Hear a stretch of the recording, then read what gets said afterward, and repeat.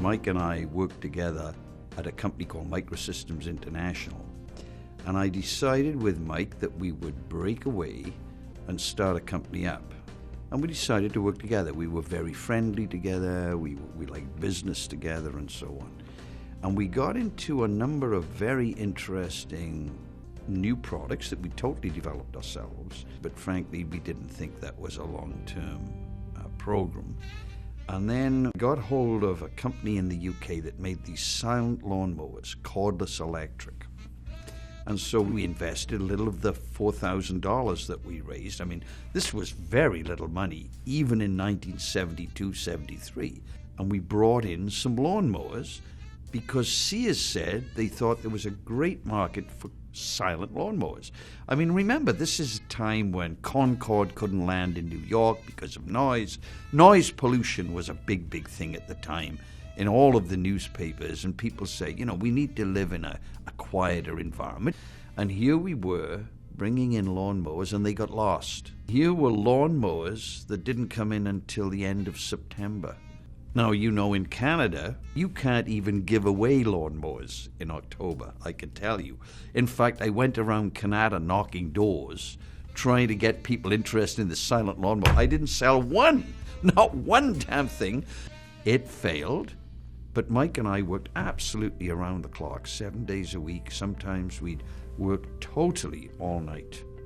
And we came up with a new tone receiver, an incredible product.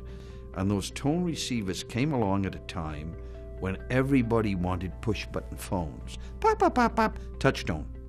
And the most costly item about push-button phones was actually the tone receivers. I talked to all kinds of makers of switches, and they all wanted the Mitel receivers. And they all wanted receivers of different shapes and sizes, which we designed. So it totally took off, and boom, that started the company up.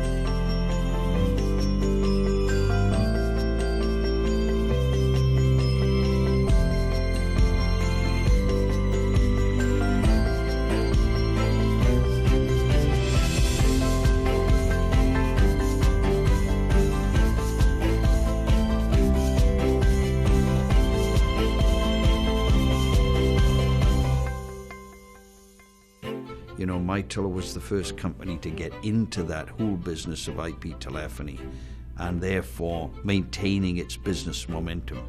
And then later on, another absolutely earth-shattering change into the world of cloud computing.